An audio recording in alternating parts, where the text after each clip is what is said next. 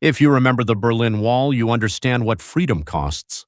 Park Min-chul lived behind a wall far more. Brutal one that still stands today, 70 years after the Korean War. He was North Korea's privileged class, a diplomat with a luxury apartment, a celebrated soprano wife, a beautiful daughter. Everything the regime promised to those who served loyally. But when his wife's voice caught Kim Jong-un's attention, he faced the same choice East Germans faced in 1961. Stay and lose everything that matters, or risk death for freedom. In 1989, the Berlin Wall fell. In 2018, Park's wall was still there and he had just 90 seconds to cross it. Join us in standing up for human rights. Subscribe to hear more stories of freedom, because the Cold War isn't over for 25 million people. My name is Park Min-chul. I was a promising young diplomat. I graduated top of my class from Kim Il-sung University's International Politics Department and was handpicked by the Foreign Ministry 3 years ago. I lived on the 15th floor of a luxury apartment on Changwon Street, in Pyongyang's Central District. As you know, even getting a Pyongyang residency permit is nearly impossible in North Korea. Living on Changwon Street was a privilege among privileges. And not just anywhere on Changwon Street, but in a south-facing apartment with a full view of the Taedong River. Our family was what you'd call North Korean royalty. My grandfather was an anti-Japanese, partisan who fought alongside President Kim Il-sung. Thanks to his service, our family enjoyed privileges for 3 generations. My father rose to the rank of colonel in the People's Army and worked as a high-ranking party official. My mother was a professor at Pyongyang Medical University, one of North Korea's top physicians. From childhood, I lived differently than others.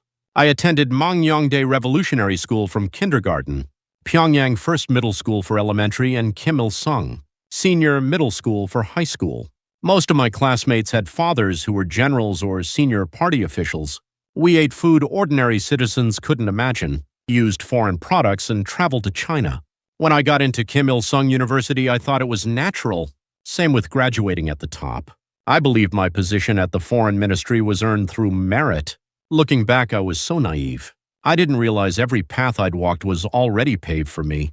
It was January 8th, the day of the birthday celebration.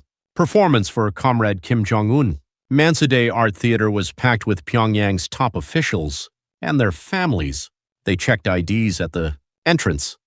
Only people like us could attend this special performance. As a Foreign Ministry employee, I sat in the 5th row. The stage was close enough to touch. The state-merited chorus began their performance. After several songs, the announcer spoke. Next, a solo by our republic's finest soprano, Comrade Cho Uni. That's when I first saw her.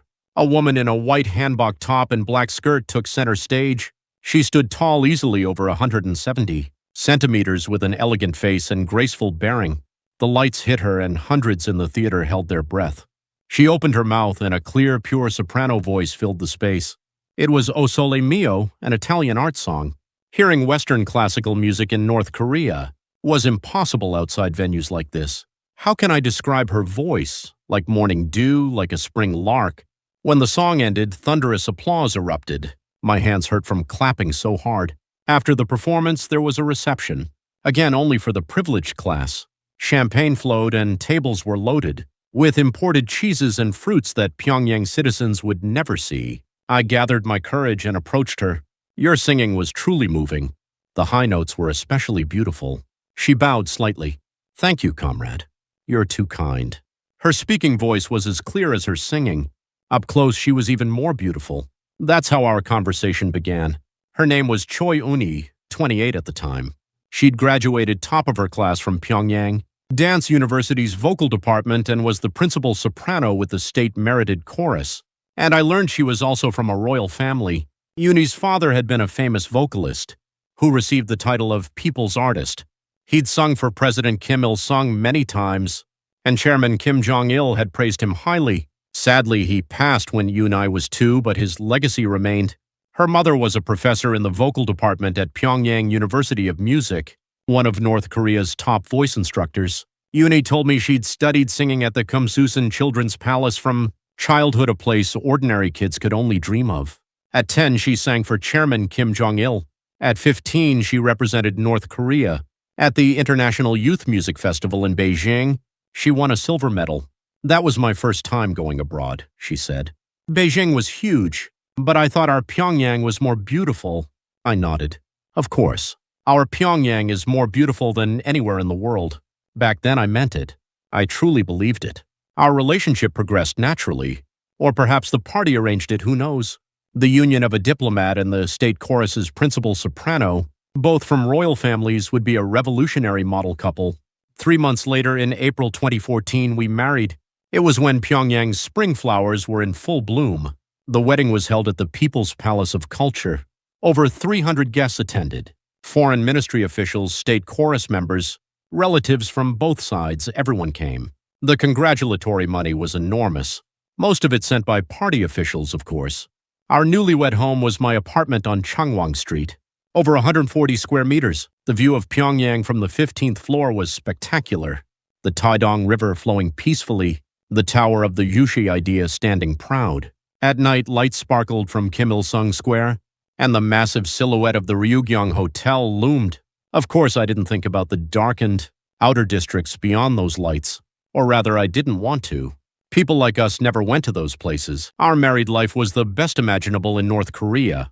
We had free access to foreign currency stores and used a Japanese Sony television and Panasonic refrigerator. The fridge was always stocked with Chinese beef and imported fruit. Ordinary citizens might get meat from distribution centers once a month, maybe. We always had it. On holidays, my mother would come over and make Pyongyang cold noodles. Minchul, naengmyeon needs lots of buckwheat to taste right, she'd say, while kneading the dough. I didn't know how precious buckwheat flour was. Even Pyongyang residents struggled to get it on holidays. But our fridge always had some. In spring 2015, our daughter was born. She was delivered in a private room at Pyongyang Maternity Hospital, with medical staff dedicated solely to Uni. The day our child was born, I cried tears of joy at becoming a father. Uni smiled brightly despite her exhaustion. We raised that child like a jewel. Even her formula was a Dutch brand from the foreign currency store. Her baby clothes were premium Chinese brands. Her stroller was Japanese. Whenever our daughter laughed, Uni would sing to her. Even lullabies were Italian art songs. Will she sing like me when she grows up? She asked, holding our daughter. I answered with certainty. I hope so. Maybe our daughter will become a people's artist like her mother. Or maybe she'll have the honor of singing for the general. Back then, I never questioned the system. No, I had no reason to question it. I was one of the privileged, and so was Uni. When I occasionally saw gaunt faces of Pyongyang citizens in the streets, or long lines at distribution centers, I thought, they're not loyal enough to the revolution. Horrifyingly, that's what I believed. A year passed like that. One day in fall 2015, the foreign ministry director called me in. Comrade Park Min-chul, you're being assigned as counselor to the Singapore embassy. Congratulations. 3-year term.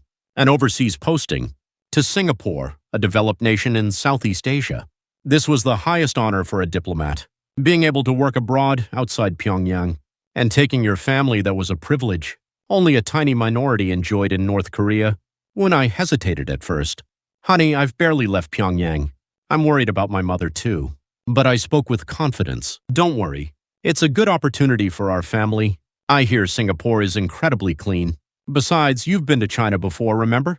Don't worry. On December 15, 2015, our family left Pyongyang. Both our mothers came to Sunan Airport to see us off. Min-chul, stay healthy. Take good care of your granddaughter. Time will fly by. My mother's eyes reddened. I answered lightly. Mother, don't worry. I'll be back soon. I'll bring nice things from Singapore. I never dreamed that would be my last conversation with her. The plane took off and Pyongyang grew smaller outside the window. The Taedong River looked like a silver ribbon, and the tower of the Juche idea shrank to matchstick size. Uni held our daughter and I held her hand. Our daughter was staring at the scenery outside, fascinated. A new beginning, I said. Yes, honey, Uni smiled. Our daughter will have good experiences too. We didn't know. We had no idea how shocking that new beginning would be, or how dramatic the ending would be. Pyongyang's sky disappeared from view, and the plane climbed above the clouds. The sun glinted outside.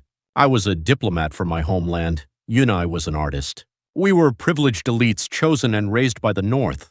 Korean royal family system. Loyal party members. Beneficiaries of the regime. At least that's what we believed then. But there were so many truths in the world we didn't know, and those truths were waiting for us. How can I describe the shock of landing at Singapore's Changi Airport in December 2015? The airport itself was a city. The ceiling was so high you had to tilt your head back to see it, and people moved like ants. Every sign glowed. Nothing like Sunan Airport. Sunan Airport was quiet and dim. This place blazed with light. It's so bright even though it's nighttime. Uni gripped my hand tight. Honey, this place is enormous. Her voice trembled. Our daughter's eyes widened.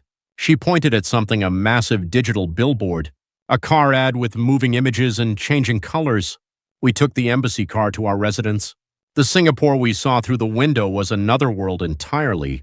Skyscrapers pierced the sky, roads were spotless, cars moved in perfect order.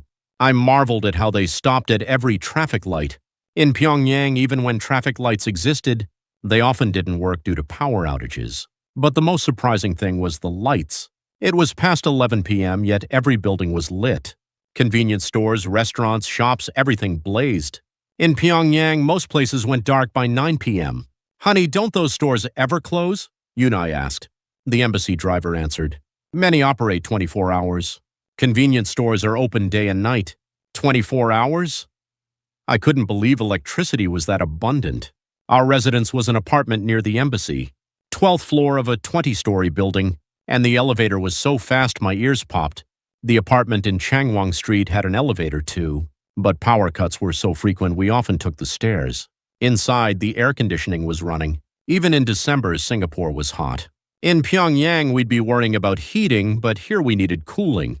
I opened the window. The entire city was an ocean of light. Every building lit, car lights flowing past. Our daughter watched those lights with sparkling eyes. Honey, it seems like the power never goes out here. My heart sank. I'd been thinking the same thing. Why don't the lights turn off? Is there really this much electricity? Then why does our Pyongyang? I stopped that thought. It was dangerous. The next day, I started at the embassy. The North Korean embassy was thoroughly isolated from the outside world. Stepping inside felt like being back in Pyongyang. Portraits of President Kim Il-sung, Chairman Kim Jong-il, and Marshal Kim Jong-un hung on the walls. Revolutionary slogans lined every corridor. But the atmosphere was different from Pyongyang. Tense. Everyone watching everyone else. State security agents were permanently stationed at the embassy. We all knew who the agents were, but pretended not to. They monitored every movement, who you met, where you went, what you said. At the first meeting, the ambassador spoke. Comrades, this is a capitalist society. Enemy ideology penetrates easily. You must remain vigilant. Don't trust each other. Watch each other. Don't trust each other. Watch our fellow countrymen. Was that normal? But no one objected. Neither did I. Uni stayed home caring for our daughter. Even as a diplomat's family member, she couldn't go out freely. She needed embassy permission to leave and had to report where she was going. Not a prison, but not free either. One day, Uni asked carefully, Honey, I'd like to go to a supermarket. I need to buy things for our daughter. I applied for embassy permission and approval came a week later. On Saturday morning, our family went to a nearby supermarket. Of course, a state security agent followed at a distance. The moment we entered the supermarket, we lost our voices. There was so much. Every shelf overflowing with products. Fruits, vegetables, meat, fish, snacks, drinks, countless varieties. Just milk alone had over 10 different types. Pyongyang's foreign currency stores had decent selection, but this was incomparable. Uni covered her mouth with her hand. Honey, what is all this? Her voice shook. The fruit section had apples, pears, grapes, oranges, bananas, mangoes, pineapples. Every kind of fruit piled like mountains. The prices weren't even that high. In Pyongyang, a single apple was precious, but here they were just stacked up. The meat section was even more shocking. Beef, pork, chicken all packaged and displayed. In Pyongyang, we'd see meat once a month at distribution centers, and only a few hundred grams. Here you could buy as much as you wanted. Our daughter pointed at chocolate. The chocolate aisle had dozens of varieties. We filled our basket with the necessities. Food for our daughter, fruits, vegetables. At checkout, the total wasn't much. In Pyongyang, getting this much would cost several months' salary. On the way home, we were silent. Our daughter happily ate the snacks we'd bought, but Uni and I sat in heavy silence. That night after our daughter fell asleep, Uni asked, Honey, why does everything overflow here? Our Pyongyang is... I covered her mouth. Don't say such things. It's dangerous. We knew walls have ears. Embassy staff might have installed listening devices in the apartment. We'd heard rumors of such things, but from that day, the questions kept growing. Why does Singapore have everything while Pyongyang lacks? Why are the lights blazing here at night while Pyongyang is dark? Why do people move freely here while we're monitored? Months passed. Spring 2016 arrived. One day, Uni asked carefully, "Honey, what's the internet?" At a meeting of embassy wives, she'd heard that Singaporeans use the internet on their phones. You can access all the world's information, listen to music, watch videos. It's dangerous, I said. We can't access that. But curiosity couldn't be suppressed. For work at the embassy, I had limited internet access. Monitored, of course. I could only visit work-related sites. One night, working late alone at the embassy, the state security agent stepped away briefly and I took my chance. I typed Pyongyang into the search bar. The photos that appeared shocked me. Dark photos of Pyongyang's outskirts, gaunt people collapsed. Buildings and satellite photos at night. South Korea blazed with light, but North Korea was dark. Only a tiny glow showed Pyongyang. The miracle of the Taedong River we'd been taught about was just a dark speck from space. My hands shook. I hastily deleted my search history and returned to work sites. But what I'd seen couldn't be erased. That night, even at home, I couldn't sleep. Uni asked, "Honey, is something wrong?" No, nothing. But my voice trembled. 2017 arrived. Our daughter passed her second birthday, and we'd lived in Singapore for over a year. We saw more and more. People walking freely, abundant goods, lights blazing day and night. One day, Uni confessed, "Honey, I saw something called YouTube." What? I stared at her in shock. At the embassy wives meeting, someone had secretly shown her a video of a South Korean soprano named Cho Uni. Uni spoke through tears. "Honey, she's a soprano like me, but she sings freely on the world stage. In Paris, New York, London. No surveillance. No fear. Why is she free and I?" she cried. I could only hold her. "Shh, shh. We will too. Someday." But my words had no strength. That night we talked quietly. Windows closed, lights off, speaking in whispers. "Honey, if I'd been born in the South, could I have sung freely like Cho Uni?" "Yes. With your talent, definitely. We're the same people. Why does one line, the 38th parallel, create such different lives?" I had no answer. Everything I'd learned my whole life was shaking. We're the world's greatest nation, we'd been taught. We're the happiest people, we'd been taught. What if it was all lies? "Honey, but our mothers and sister are in Pyongyang. If we think strange thoughts, they'll be in danger." Uni nodded. "I know. That's what makes it so painful." We held each other for a long time that night. Our daughter slept peacefully. What would this child see as she grew? Would she learn the truth? Or would she live in lies like us? By fall 2017, I could no longer blindly believe in the system, but I didn't dare speak my doubts aloud. We quietly faced the truth in fear, and soon that truth would force us to choose, a choice between life and death. June 12, 2018. That date became unforgettable in my life, a day that would be recorded in world history too. It was the day Marshal Kim Jong-un would meet U.S. President Donald Trump in Singapore. Since May, the embassy had been turned upside down. We had to prepare for the meeting of the century. Delegations kept arriving from Pyongyang, and state security agents were dispatched en masse. We local diplomats barely slept, working frantically. On June 10th, news came that Marshal Kim Jong-un's special train was heading to Singapore via China, the embassy filled with tension. Everyone had to prepare perfectly without a single mistake. Mistakes meant purges. On the evening of June 11th, an emergency summons. All diplomats gathered in the embassy conference room. The ambassador spoke with a grave face. "Comrades, we have a major problem. The art troupe scheduled to arrive from Pyongyang is delayed due to visa issues." "Art troupe? What art troupe?" "There's a welcoming banquet tomorrow night. Marshal Kim and President Trump will attend. We need to showcase our republic's cultural level, but without the art troupe." The room buzzed. This was a serious problem. We had to perform something before Marshal Kim, but nothing was prepared. We need to find an alternative immediately. Are there any diplomatic family members? Who can perform? Every eye turned to me, or rather they looked at me while thinking of my wife. Sweat beaded on my forehead. "Comrade Park Min-chul, isn't your wife from the state? Merited chorus?" "Yes, but I heard she was a soprano. Can she still sing?" "Yes, probably." "Good. Have your wife perform at tomorrow's banquet. This is an order. An order. An order I couldn't refuse." I came home and told Uni. Her face went white. Honey, in front of Marshal Kim Jong-un? I have no time to prepare. It's tomorrow night. What song? How will I have accompaniment? Early the next morning, I went to the embassy. We hastily found a piano accompanist. There was a pianist among the local Korean community. The program was set the Italian art song Torna, a Surianto, and the North Korean song My Homeland. Mix Western in our music to showcase cultural sophistication. You and I practiced all day. The first proper singing in years. We left our daughter with a neighboring diplomatic family and headed to Sentosa Island, June 12th, 8 p.m. The Grand Hall at Capella Hotel was magnificent. Chandeliers hung from the ceiling, massive round tables arranged throughout. The North Korean delegation and American delegation took their respective seats. World media waited outside. I sat at the Diplomat's table while Uni prepared backstage. My palms sweated. My wife singing before Marshal Kim Jong-un. Was this a dream or reality?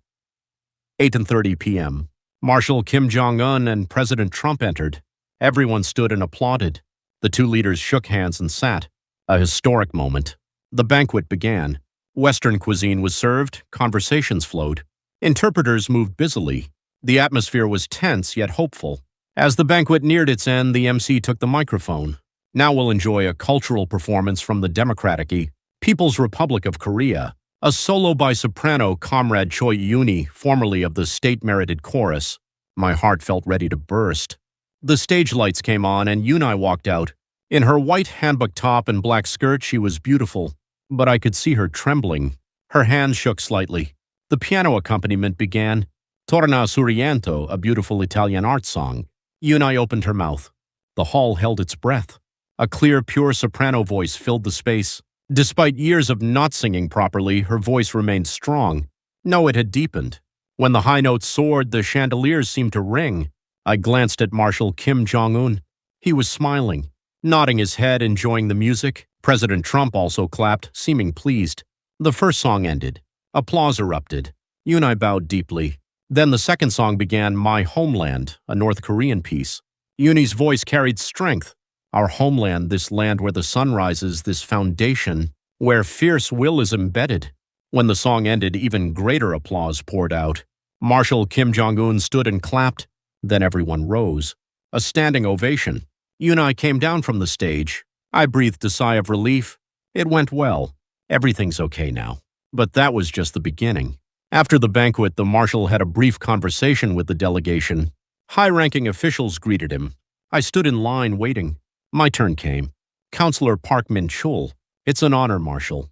Marshal Kim Jong-un nodded, then suddenly asked, The comrade who just sang She's Your Wife? Yes, that's correct. She sings very well. Her voice is moving. Thank you, Marshal. Where's she from?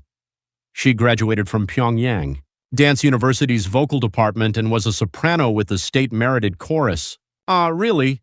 The Marshal's eyes sparkled. Such talent was here. She should sing in Pyongyang, too. Our people should hear her, shouldn't they? At his words, surrounding officials applauded. Excellent, Marshal. Truly the Marshal's wisdom.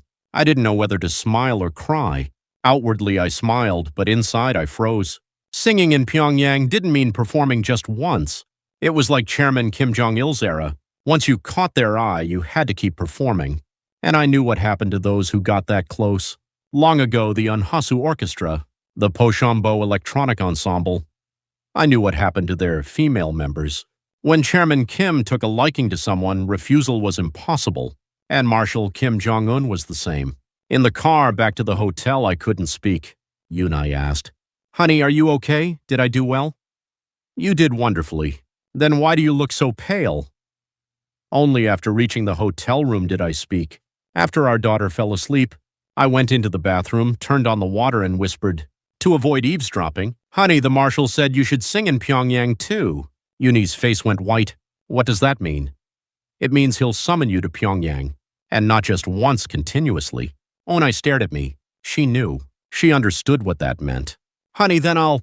But it won't be good. I know that much. We stood in silence for a while. Only the sound of running water. Tears streamed from Uni's eyes. Honey, I just sang a song. My eyes filled too. I'm sorry. I'm the one who put you on that stage. No, it was an order anyway. We couldn't refuse. We couldn't sleep that night. We lay in bed staring at the ceiling. From the next room, our daughter's steady breathing. What would happen to that innocent child? The next day, Marshal Kim Jong-un completed his historic summit with President Trump and returned home. World media called it the handshake of the century. They called it the beginning of peace. But for us, that day was the beginning of a nightmare. A week later, an encrypted message came from Pyongyang to the embassy. The ambassador called me in. Comrade Park Min-chul, orders from the Pyongyang Foreign Ministry. What orders? Comrade Choi. Uni is to participate in the July 27th Victory Day celebration performance. She's to return to Pyongyang. July 27th, 6 weeks away. The whole family returns? No. Only Comrade Cho Uni returns. You and your daughter remain in Singapore. Only my wife. They'd hold my daughter and me hostage while taking my wife to Pyongyang. Ambassador, it's an order, Comrade Park Min-chul. The marshal's will. I left the embassy and walked the streets. 2 p.m. under Singapore's scorching sun. People moved freely, cars drove past, stores overflowed with goods. In the heart of this free city, I felt imprisoned. I had to go home and tell Uni 6 weeks from now she'd have to go to Pyongyang and probably never return. I opened the front door. Uni was playing with our daughter. Our daughter ran to me laughing. Daddy! I picked her up. Uni saw my face and knew. Honey, what happened? I shook my head. A signal that I'd tell her later. That night, after our daughter slept, we whispered again in the bathroom.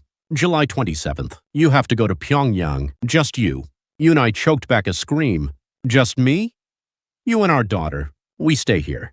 Only you go. Then but it'll be hard to come back. Uni sank to the floor. I knelt and held her. Honey, what do we do? She sobbed. I cried too, but we couldn't cry aloud. The walls might have ears. One song had changed our lives. A beautiful voice had become a curse. The moment it reached a dictator's ears, our fate was sealed.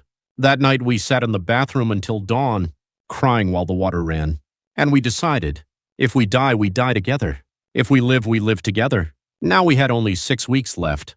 June passed, July came. 6 weeks slipped away like sand. Every morning I woke thinking, how many days until July 27th? 10 days. 1 week. 5 days. 4 days. Time flowed mercilessly. You and I grew thinner each day. Food wouldn't go down, she said. Every night, nightmares. Honey, I had another dream. I went to Pyongyang and never saw you and our daughter again. I had the same dreams. At work, I couldn't focus. Looking at documents, the words wouldn't register. Colleagues asked, Comrade Park, you don't look well. Are you okay? I'm fine, I lied. Early July, the embassy booked Uni's plane ticket. July 25th, departure from Singapore, layover in Beijing. July 26th, arrival in Pyongyang. 2 days later would be the Victory Day celebration. Holding the ticket made it real. I really have to send my wife to Pyongyang. We're really separating. That night I came home and showed Uni the ticket. She held it and stared for a long time. Her hands trembled. July 25th, she whispered. Only 20 days left. Our daughter looked at us and asked, Mommy, why are you crying? I'm not crying. Something got in my eye. Uni quickly wiped her tears. That night we went into the bathroom again, turned on the water, and talked. This place had become our only space for conversation. Honey, you live alone, Uni said. What are you saying? I'll go to Pyongyang. I can't refuse anyway. But you and our daughter stay here. Someday when she grows up, go somewhere free. No. I grabbed her hand. How can I live without you? How can I raise our daughter? But you have to live. The three of us can't all die because of me. I held her tight. No, absolutely not. We promised to live together and die together. Remember? Uni cried in my arms. But there's no way out. If we refuse the order, we'll all. There is a way. What? I hesitated for a long time, then spoke. We run. Uni stopped breathing. Run? Defect? Our whole family goes to South Korea. The moment those words left my mouth, I trembled. This was treason. Betrayal. But there was no choice. Honey, that's too dangerous. If we're caught, we'll all. We won't get caught. And it's better than going to Pyongyang. At least we'll be together. Uni stared at me. Fear and hope showed in her eyes simultaneously. But how? This is Singapore. We're surrounded, the state security watches. There's a way. I've been thinking about it. The truth was, I'd been planning for weeks. I'd memorized Singapore maps, located the South Korean embassy, researched asylum procedures. Of course, I couldn't do this on the embassy computer. Too much surveillance. So I'd secretly searched at cafes during outings. You know Orchard Road? The big shopping area? There's a large department store called Ion Orchard. On the first floor, there's a jewelry section. Tiffany, a famous American jewelry brand. We break the glass there. You and I looked at me in shock. Break the glass? Why? When the alarm sounds, the store's security system activates automatically. It's designed for fires or robberies. All entrances seal automatically and police are dispatched. So, in that chaos, we declare our asylum to South Korea, loudly so everyone hears. Then Singapore police will protect us. The state security won't be able to touch us. You and I stared, mouth open. We break the glass as soon as we enter. 90 seconds until the system fully activates. We just have to hold out for 90 seconds. 90 seconds? Yes, 90 seconds will decide our family's fate. Uni thought for a long time, then asked, what about the state security agents? They follow us everywhere. That's why the first floor. On the first floor, we can see them with our eyes. We'll know where they are. And when we break the glass and chaos erupts, they'll have trouble reaching us immediately. Too many people. What about the South Korean embassy? 7 minutes by car from Orchard Road. Once police protect us, we can contact the South Korean embassy. Then the South Korean government will step in. Uni lowered her head. Honey, but what about our mothers? Your mother and sister? My heart tore. This was the most agonizing part. They'll remain in Pyongyang. You know what happens to families when someone defects. Political prison camps. Or, I know, my voice shook. I know, but we have to choose. All three of us dying or our mothers suffering. I couldn't finish. Uni cried. My mother is over 60. Her health isn't good. Because of us. I cried too. My mother is 70. My sister isn't even 30 yet. Our actions will ruin her life. We held each other and wept for a long time. The running water covered our crying. But you and I, the best we can do is survive. Survive and testify. Tell the world about the North Korean regime's atrocities. That might be how we honor our mothers. It was a lie. Abandoning our mothers couldn't be honoring them. But I had to think that way to endure. Honey, you and I asked in a trembling voice, will we really do it? Really run? Look at our daughter. What happens when she grows up? If you're dragged to Pyongyang, she'll grow up in her father's hands alone. And someday she'll become another victim of the regime. Is that what you want? Uni went to the living room and looked at our sleeping daughter, a 7-year-old hugging a doll, sleeping peacefully. At least this child, Uni whispered. At least this child should live free. From the next day, I prepared in earnest. Every lunch hour, I visited Orchard Road and surveyed Ion Orchard. I memorized the location of the first-floor Tiffany store, identified the exits, tracked security guards' movements. State security agents followed me, but they didn't suspect anything when I pretended to shop. A diplomat going to a department store wasn't unusual. I set D-Day, July 15th, 10 days before the Pyongyang departure. Too early and they might find another way to take. Uni too late and surveillance would intensify. I told Uni, July 15th, Sunday, 3 p.m. When the crowds are thickest. That's soon. Una's voice trembled. Keep it secret from our daughter. We'll just say we're going shopping that day. Okay. I called my mother. International calls were monitored, but I wanted to hear her voice. One last time. Hello, Mother? Oh, Minchul. How are you? Yes. Mother, are you well? Yes. Getting by. How's your granddaughter? She's growing well. I had so much to say, but couldn't say anything. We were being monitored. Mother, thank you. My why so sudden? Is something wrong? No. I just wanted to say it. All right, you take care of your health too. I hung up and cried for a long time. Mother, forgive me. Unfilial son, forgive me. Uni also called her mother that day. She too finished the call in tears. The night of July 14th, we cleaned the apartment. We couldn't take much. A few photos from our Pyongyang home, family photos, our daughter's birth certificate. All fit in one small bag. Uni sang a North Korean song quietly, my beloved hometown. She'd learned it at church. Honey, I won't be able to sing this song again, will I? She asked. No, you can sing it freely in a free place, without surveillance, without fear. We barely slept that night. Tomorrow everything changes. We might live or die. At dawn, our daughter woke. Mommy, why aren't you sleeping? Can't sleep. Did our daughter not sleep either? Yeah. Where are we going tomorrow? Yeah, somewhere fun. Where? You'll see when we get there. Our daughter fell back asleep. Unai and I lay on either side, holding our daughter between us. Honey, I'm scared, Unai whispered. I'm scared too. But we have to do this. We won't die, will we? Even if we do, we're together. We promised. Outside the window, Singapore's night spread before us, lights twinkling, the lights of a free city. Tomorrow, will we gain that freedom or fall into darkness forever? Just 90 seconds. Our family's fate hung on 90 seconds. July 15, 2018, Sunday. That morning, the sunlight was unusually bright. Singapore's summer sky was crystal blue. A peaceful morning, as if nothing would happen. I woke at 6 a.m. Actually, I'd barely slept. I woke every hour to check the clock. Today at 3 p.m., our family's fate would be decided. Unai was awake too. Honey, couldn't sleep? You neither. We lay in bed staring at the ceiling. Our daughter slept peacefully between us. Looking at that innocent face brought tears to my eyes. Honey, are we really doing this? Unai whispered. Do you regret it? No? I'm just scared. Me too. But we have to. We ate breakfast. Or pretended to. Nothing would go down. Only our daughter ate well. Mommy, where are we going today? Yeah, let's go to the department store. I'll buy you something pretty. Yay! The child's laughter stabbed my heart like a knife. She doesn't know. She has no idea how our lives will change in a few hours. 10 a.m. we went to church. We didn't normally attend. Faith was forbidden in North Korea. But Uni said, Honey, I want to pray one last time. There was a Korean church in Singapore. We sat quietly in the back row. During the service, I bowed my head and prayed, God, if you exist, please help us. Save our family. Especially protect this young daughter. I don't care about my life. But please protect this child. Uni also prayed through tears. Our daughter asked, Mommy, why are you crying? Tears of joy. It's okay. Noon arrived. We returned home and ate lunch.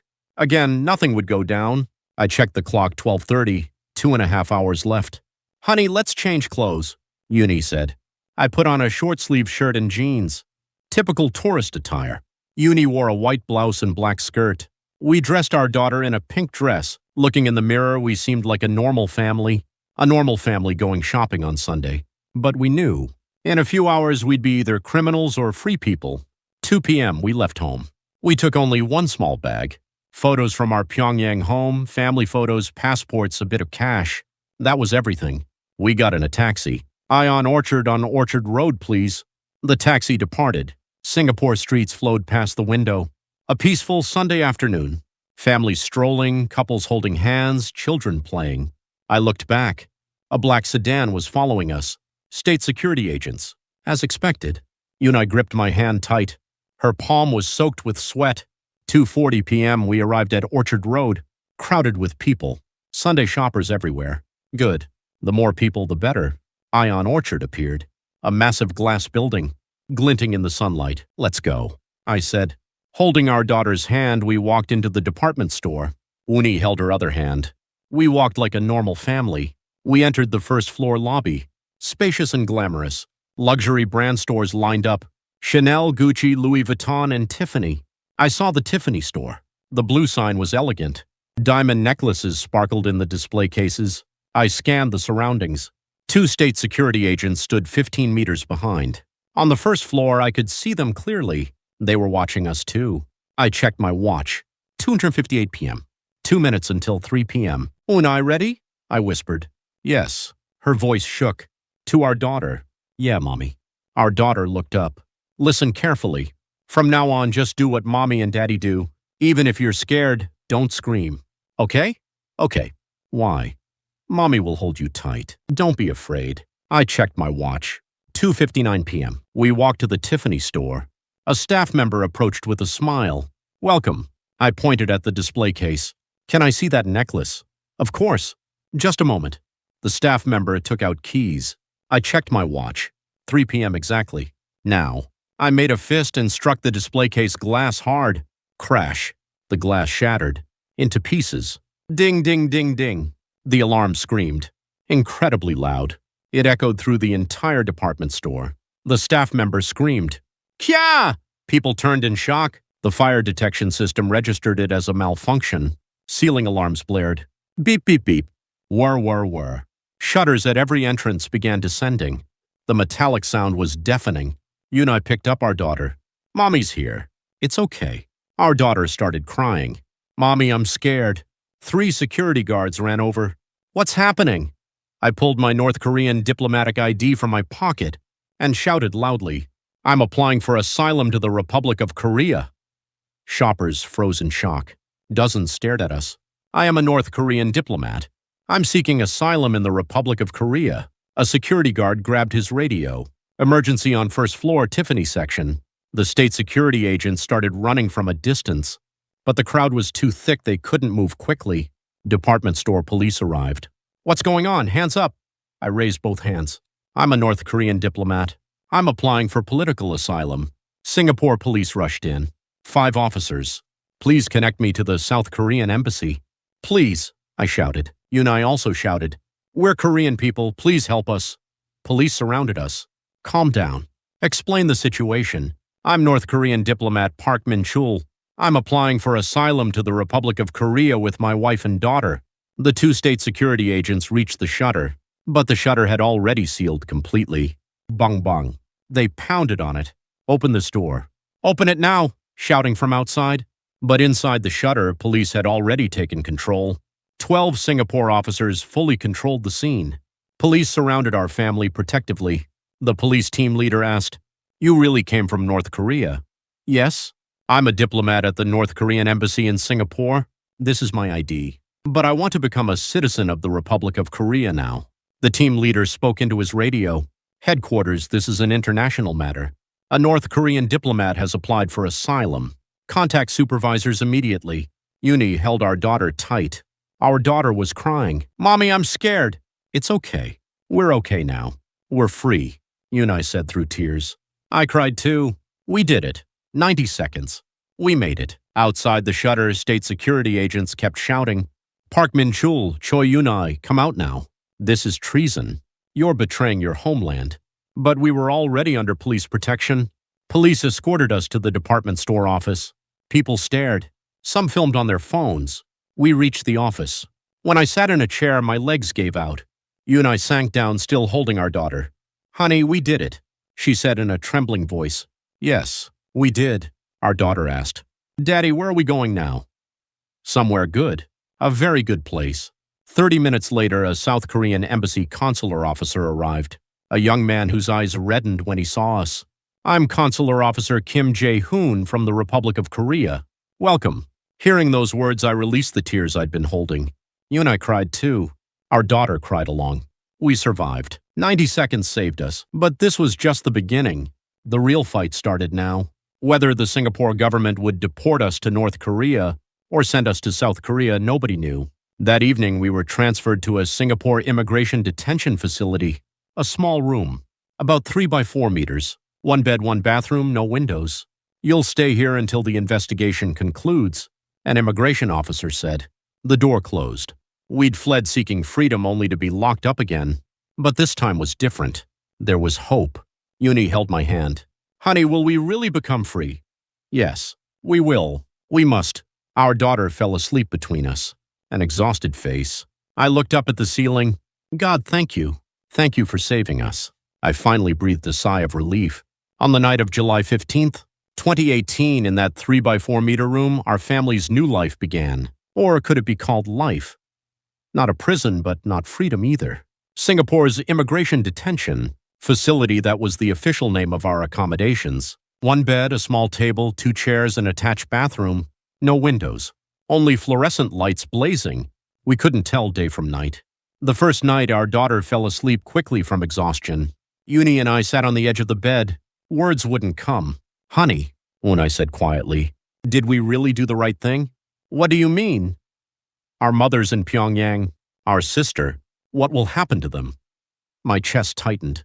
The thought I'd been avoiding. They probably already know that we ran away. Uni's voice shook. The North Korean embassy would have reported to Pyongyang immediately. A diplomat had defected, and Pyongyang would have arrested our families, from royal family to criminals, in an instant, because of their relatives. Defector families, political prison camps. Uni started crying. My eyes filled too. "I'm sorry. I'm the one who made you do this. No, I chose this too.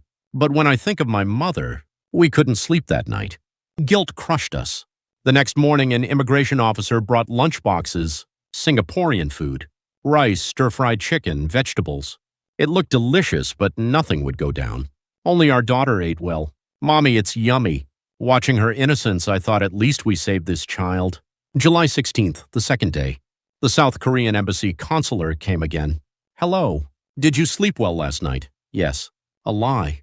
The Republic of Korea government is doing everything for you. We've strongly urged the Singapore government, asked them to send you to the Republic of Korea on humanitarian grounds. How long will it take? I asked. The consular made a difficult face. It's uncertain. Could be days or weeks. North Korea is also protesting strongly. They're demanding repatriation. Uni asked in a trembling voice. Yes. The North Korean embassy protests daily to Singapore's foreign ministry. Claims you're criminals and demands immediate extradition. Yuna's face went white. But don't worry. The consular quickly added, Singapore is a nation of law. They won't repatriate you carelessly. And South Korea's government is here. We'll protect you to the end. After the consular left, silence filled the room again. A week passed. July 22nd. Every day was identical. Lunchboxes in the morning, lunchboxes at noon, lunchboxes at night. Once a day we could walk the corridor for 30 minutes. They called it exercise time. Our daughter started getting frustrated. Mommy, when can we leave? It's too cramped here. Just a little longer. We'll leave soon. When? Soon. But we didn't know when either. Every night our daughter had nightmares. Grandma, Grandma, she'd sob. She must have dreamed of her grandmother in Pyongyang. Grandma was looking for us. Grandma was crying. Our daughter said through tears. Uni held her tight. It's okay. It was a dream. Grandma is fine. But we knew. Grandma couldn't be fine. July 27th, Victory Day. In Pyongyang, a massive celebration would be held. The day Uni was supposed to perform on that stage. Honey, if I'd gone to Pyongyang, Uni said, don't think about it. Right now, I'd probably be singing before Kim Jong-un. Stop it. It's already passed. But she kept thinking about it. What if? The second week, international news reached us. An immigration officer brought newspapers. North Korean diplomat's family attempts asylum in Singapore. Articles appeared. Our story. World media was reporting. CNN, BBC, Reuters. Honey, the whole world is watching us. Uni said, reading the paper. That's good. Then Singapore can't act carelessly either. International human rights groups issued statements. Singapore government must protect the defector family. Repatriating them to North Korea would endanger their lives. Public opinion in South Korea also stirred. Government must rescue the defecting diplomat's family. We can't abandon our own people. Hope seemed to emerge slowly, but North Korea didn't stay quiet either. The North Korean embassy visited Singapore's foreign ministry daily to protest, called us criminals, traitors who betrayed the homeland. The third week, I underwent Singapore immigration investigation. Why did you apply for asylum? My wife was being forced to go to Pyongyang to Kim Jong-un. I had to protect my family. Do you have evidence? There's a telegram from Pyongyang, the return order for July 27th. The interrogation lasted all day. The same questions dozens of times. They were checking consistency. Uni was also questioned separately. When she returned that night, she was exhausted. Honey, they want me to prove I was a soprano with the state-merited chorus. How do I prove that? Sing for them. What? Sing before the investigators. Then they'll believe you. The next day, Uni sang in the interrogation room. She told me, Arirang. The investigators applauded, she said. You really were a vocalist. The investigator said. The fourth week. 1 month. August 15th. The Korean consular came again. There's good news. We perked up. Singapore government is considering positively. Results should come soon. How much longer? I asked. A month or two more. A month or two. Still that long. After the consular left, Uni said, Honey, I can't take this anymore. In this cramped room. No windows. Just a little longer. Just a few more days. We'll get to South Korea soon. But time crawled. Each day felt like a year. Our daughter grew thinner. Without sunlight, her face turned pale. The 30-minute corridor walk was all she had. Mommy, I want to go outside. I want to go to the park. Yeah, we will soon. A bigger park. When? Soon. An empty promise. Uni sang to our whining daughter often. Lullabies. Italian art songs made into lullabies. Our daughter fell asleep listening. Watching them, I thought, did we do the right thing? Really the right thing? Where is my mother in Pyongyang? Now in a political prison camp? Or already? I tried not to think about it, but every night those thoughts tormented me. Uni was the same. She cried every night, trying not to make noise, crying under the blanket. But I knew. I could see her shoulders shaking. 1 month passed, but 2 months still remained. In this cramped room, this windowless room, we waited for freedom. 3 meals delivered daily, 1 30-minute corridor walk per day, 1 shower per week. That was our entire existence. Not a prison, but not freedom either. But there was hope. The South Korean embassy consular visited twice weekly, each time bringing slightly better news. The Korean government keeps working. International opinion is on our side. Singapore government is positive too. Those words kept us going. One night after our daughter slept, Uni asked, "Honey, when we get to South Korea, how will we live?" "I don't know, but we'll live freely." "Can I sing?" "Of course, sing your heart out. Without surveillance, without fear. That would be wonderful." Uni sang quietly, "Spring of my hometown." A song we sang in North Korea too. The home where I was born, in those deep mountains. Hearing it, I recalled my hometown too. Pyongyang, Changwon Street, Taedong River, Tower of the Juche Idea. Scenes I'd never see again. But I had no regrets. Looking at our daughter, I couldn't regret it. 1 month passed. Before we knew it, 1 month had gone by and the second month began. Mid-August. Counting days had become routine. I drew a small calendar on the wall, marking each day with an X. Starting from July 15th. August 16th, 32 days. "Honey, what day is it?" Uni asked every morning. 33 days. We'd been confined for over a month. No telling how much longer we'd be here. Would we be here forever? Would we be dragged back to North Korea? Worries kept me up at night. But I believed something would change. No real reason. I just had to believe it to endure. Late August, news from South Korea. South Korean civic groups held rallies, the consular told us, holding placards demanding rescue of the defecting diplomat's family. He showed us photos. Hundreds gathered, holding Korean flags, chanting slogans supporting us. "Many people are praying for you," the consular said. Tears came. A country we'd never seen, people we'd never met praying for us. "Will the Republic of Korea really accept us?" Uni asked. "Of course. You're our citizens. The same people." The same people. Those words touched my heart. September arrived. 45 days had passed. Our daughter's birthday. The day she turned from 7 to 8 years old. Having a birthday in a detention facility. An immigration officer brought a cake. A small cake, but we were grateful. "Happy birthday, our daughter." Uni lit the candle. Our daughter blew it out. "Mommy, I made a wish." "What wish?" "It's a secret. If I tell, it won't come true. Probably a wish to see her grandmother. Or a wish to leave this room." Eating cake, Uni sang. "Happy birthday to you. Happy birthday to you." Her soprano voice filled the small room. Guards stood in the corridor listening. When the song ended, applause sounded. A guard knocked on the door. "Your wife sings beautifully." "Thank you. I hope I can sing freely someday." "Me too." That night, Uni said, "Honey, when I get to South Korea, can I really sing freely?" "Of course. You can perform on stage, teach students. Without surveillance?" "Yes. No one will watch. You can sing whatever you want." Tears streamed from Uni's eyes. That was my dream. Singing freely. I held her. "It'll come true soon." Mid-September, international society began moving. The UN Human Rights Council raised our issue. A South Korean government representative spoke. Defectors' right to asylum must be protected. We urge Singapore government's humanitarian decision. The U.S. State Department also issued a statement. All nations should respect asylum seekers' rights. North Korea reacted fiercely. Interference in internal affairs. Defending criminals is sovereign violation, but international opinion favored us. The consular brought hopeful news. Singapore government will decide soon. They're considering positively. "Really?" My voice shook. "Yes. Just wait a bit longer." Waiting. That's all we could do. Late September. Our daughter wrote a letter. A letter to South Korea's president. "Mr. President, our family is in a small room now. I miss my grandma. I want to go to South Korea. Please help us." Childish handwriting, but sincere. The consular delivered the letter to the Blue House. Days later, Korean media reported 8-year-old defector child's tearful appeal. Korean citizens were outraged. Can't keep a young child locked up like this. Must rescue quickly. Public opinion surged. Early October. 60 days passed.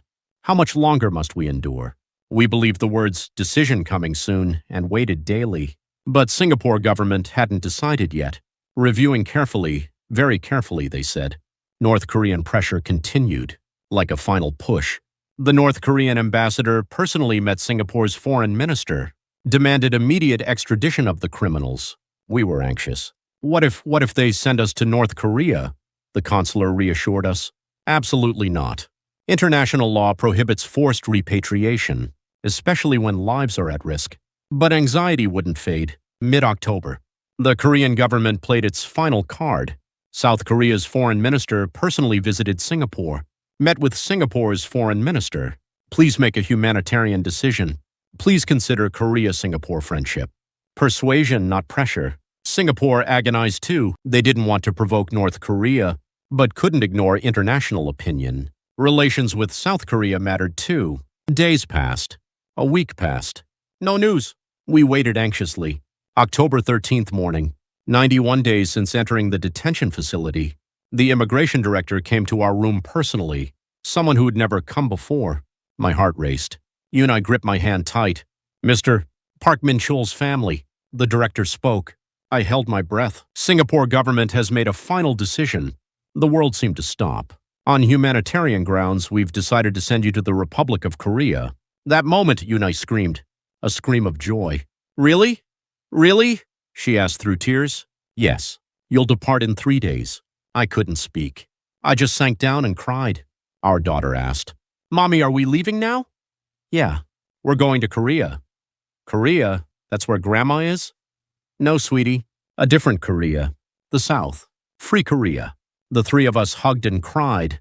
91 days. 91 days of prayer answered. That afternoon, the consular rushed in. He was crying too. Congratulations. Really, congratulations. Thank you. Thank you so much. You don't know how much Korean citizens waited to meet you. We waited too. The consular explained the procedure. October 16th morning, you'll depart on a special flight, direct to Incheon Airport. The Korean government will welcome you. Incheon Airport, Republic of Korea. Freedom. That night, we barely slept. Too happy. Too excited. Honey, is this a dream? Uni asked. It's not a dream. It's real. We're really becoming free? Yes. Now no one will watch us. No one will threaten us. Uni sang quietly. A hymn. Nearer, my God, to thee. A song she'd learned at church. Her voice trembled but was beautiful. Guards listened from the corridor. When the song ended, applause sounded. A guard opened the door and said, Ma'am, congratulations. Sing your heart out in Korea. Thank you. Thank you so much. 2 days passed. October 15th, the last night. We packed. Not much to take. Photos from our Pyongyang home, family photos, passports, and the letter our daughter wrote. Uni looked at the calendar on the wall. 90 X marks. Honey, 91 days. We escaped in 90 seconds and found freedom after 91 days. 90 seconds and 91 days. The numbers that changed our lives. That night, our daughter asked, Mommy, can I see Grandma in Korea? Yuna's face darkened. No, sweetie. Why not? Isn't Grandma in Korea? Grandma is in the north. We're going south. When will we see her? Someday when reunification comes. Our daughter looked confused. Still too young to understand. But someday she'd know. That we left Grandma behind. That we might never see her again. That night I prayed one last time. God, thank you. For saving our family. Now I ask you, please protect my mother in Pyongyang. Comfort her in her suffering. Someday, let us meet again. Tears flowed. Freedom was joy, but also sorrow. October 16th dawn. Finally that day came. The day 91 days of waiting would end. The day our final journey toward freedom would begin. The day a miracle would happen. October 16th, 2018, 10 a.m. We boarded a special flight to Incheon at Singapore Changi Airport. A plane specially arranged by the Republic of Korea government. The first sky we'd seen in 90 days. Blue sky, white clouds so beautiful. Yuna gazed out the window, crying. Honey, we're really free. Yes. No one can stop us now. Our daughter looked around the plane curiously. Mommy, it's so big here. Everything was new to a child confined for 90 days. The plane took off. Singapore grew smaller. The place where our 90-second defection began. where we prayed for 91 days, now left behind. 6 hours of flight. In-flight meals were served. Bibimbap. It's Korean food. Uni was moved. She took a spoonful and put it in her mouth. The gochujang was spicy but delicious. Different from North Korean food. The sugar tasted different, the soy sauce too. But it felt like food of the same people. Our daughter ate well too. Mommy, it's yummy. Watching her brought tears. 4 p.m. we arrived at Incheon Airport. The moment I stepped off the plane, my legs trembled. Republic of Korea. We finally made it. We were guided to a special airport area, separated from regular passengers. National Intelligence Service and Ministry of Unification staff were waiting. Welcome to the Republic of Korea. Hearing those words, I sank down and cried. Uni cried too. Our daughter cried along with us.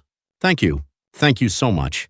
A Unification Ministry official handed us a Korean flag. Now you're citizens of the Republic of Korea.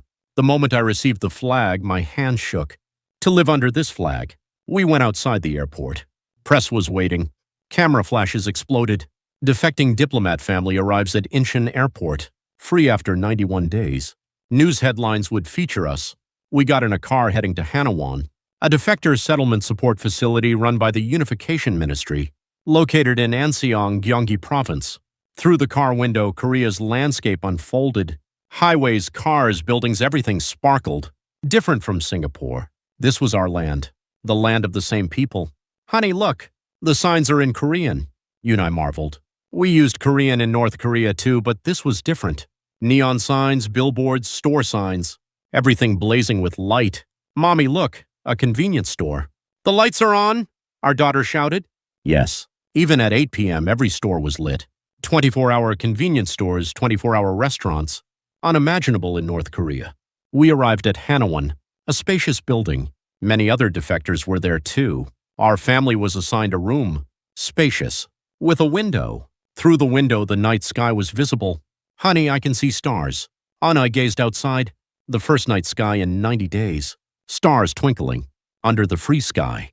That night, we slept deeply for the first time in 90 days, peacefully. The next day, Hanawon life began, a 3-month program. We received education for adapting to Republic of Korea society, Korean history, democracy, market economy, law, job preparation. At first, it was unfamiliar. What's democracy? What's a free market economy? Things we'd never learned our whole lives. But learning alongside other defectors wasn't lonely. People in similar situations, all who'd risked their lives to defect. One day, a defector said, I crossed the Tumen River in minus 20-degree winter. Another person said, I hid in China for 10 years, without ID. Our story wasn't special. Everyone had their own stories. Comrade Park, no, Mr. Park, you were a diplomat, a defector asked. Yes. In Singapore Embassy. Wow, privileged class. But you still defected? To protect my family. Everyone nodded. They understood. No matter how good the system, nothing's more important than family. When I received job training, vocal instructor course. Can I teach singing in South Korea? She worried. Of course, your skills are more than enough. A counselor said. Uni sang as a demonstration. Arirang. In Hanawon's auditorium, hundreds listened. When the song ended, thunderous applause erupted. Many were crying. Arirang sung by the same people, how beautiful. A staff member wiped tears. Uni cried too. Now I can sing freely, without surveillance. 3 months passed. January 2019, we graduated from Hanawon. With government support, we got an apartment on Seoul's outskirts. Not big, but our home, our own space. I got a job at the Korea Institute for National Unification, working as a North Korea specialist, a place that needed my experience. Uni started teaching voice at a neighborhood music academy. At first, only 2 students, but word spread. A defector soprano teacher. Students gradually increased. Honey, I have 10 students today. I teach the songs I want. No one says anything. Our daughter started elementary school. Adaptation was hard at first. Different speech patterns, different culture. Mommy, kids say I'm weird. They say I talk funny. Uni held her. It's okay. We're Korean too. Just a little different. With time, she adapted. Made friends. Came home from school excited. Mommy, I played with Sujin today, fall 2019. Uni performed with a defector choir. The program Arirang and Spring of My Hometown? A small stage at Seoul Arts Center, but for her it was a dream stage. Our daughter and I sat in the audience. The lights came on. Uni took the stage. She began singing, Arirang, Arirang, Arario. People in the audience sang along. Arirang sung together, a song shared by North and South. When the song ended, the audience stood and applauded. Standing ovation. Uni bowed through tears. After the performance, she said, Honey, if I'd been born in Pyongyang, I couldn't have imagined this stage, surveilled and controlled. But here I'm free. My eyes filled too. We chose right. But every night we thought about them. My mother, sister, mother-in-law in Pyongyang. No news. Completely cut off. Branded as defector families, might be in political prison camps. Or already. Honey, is my mother still alive? Uni cried every night. I don't know. But I want to believe that she's alive. Can we ever meet again? When reunification comes. When reunification comes, we can meet. Reunification. That was our only hope. 2025 present day. Our family lives well in Seoul. Our daughter is now a middle school freshman. She has a dream. To become a vocalist. To sing freely like her mother. Mommy, I'll be on stage someday too. I'll sing Arirang like you. Uni now conducts a women's defector choir, singing with people who share the same pain. I work at the Korea Institute for National Unification, giving testimony about North Korean human rights, sharing my experience. The reality of the North Korean regime, the desperation of defection. I hope no more people like us emerge. But even now, tens of millions suffer in North Korea. Every lecture I say this, elders hold my hands. Young man, you came well. Same people, yet separated so long since the war. Reunification must come. Our generation must see reunification. Reunification. That's our wish. Someday when reunification comes, I want to go to Pyongyang. See our old home on Changwang Street. Visit my mother's grave. Meet my sister. Uni feels the same. She wants to see her mother. Honey, will reunification really come? It will. It must. Our grandchildren will live in a unified homeland. Even now I pray every night. God, please allow reunification. End the tragedy of the same people pointing guns at each other. Please protect my mother in Pyongyang. 90 seconds changed our fate. After 91 days of endurance, our family found freedom. And now we live in the Free Republic of Korea. Freedom wasn't free. We risked our lives. We abandoned family. We left our homeland. But I have no regrets. Because our daughter laughs freely. Because Uni sings freely. Because I can speak the truth freely. I tell you all, don't take freedom for granted. Freedom must be protected. Don't forget the pain of the same people. Tens of millions still suffer in North Korea. Don't give up on reunification. Our generation must build it. 90 seconds and 91 days. That's our family story. And our new story as citizens of the Republic of Korea continues even now. Thank you, Republic of Korea, to everyone who protected us.